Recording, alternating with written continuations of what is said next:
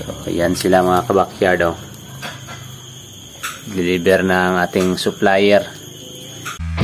Think globally, farm locally. Welcome to Backyard Farming.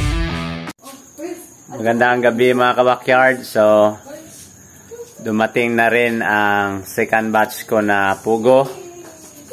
Tapos sila gabi na po. Mga 7 PM na.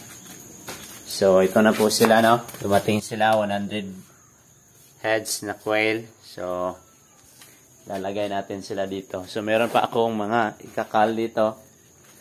Pero, experiment ako ng mga magbi-breed tayo sa susunod. So, ilagay natin itong sa gitna. I-mix natin doon sa baba. At itong mga bagong dating, ilagay natin dito sa third na cage nila. Saka sa gitna. Dahil per cage ito is 50 pieces. Pero itong mga kakal na, i-mix natin sila mga almost, ano na ito sila? 50 or mga nasa 80 pieces sila lahat. So, samahan nyo ako. Yun, oh. So, yan sila mga kabakyard, oh.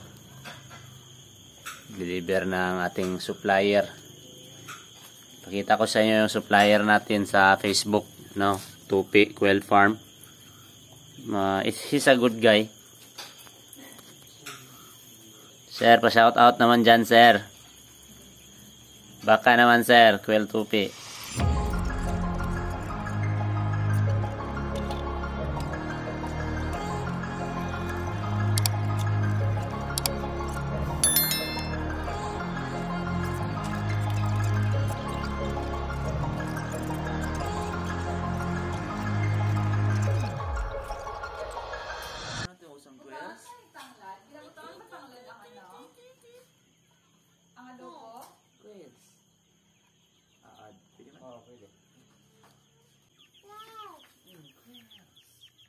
Ito yun, 25 days old mga kabakyard.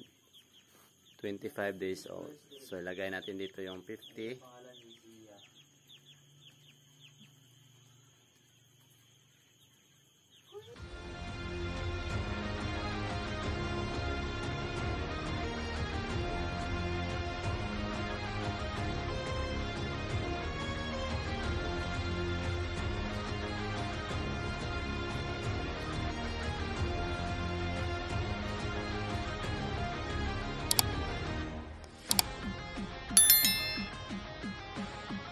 So, yan po mga kabakyard.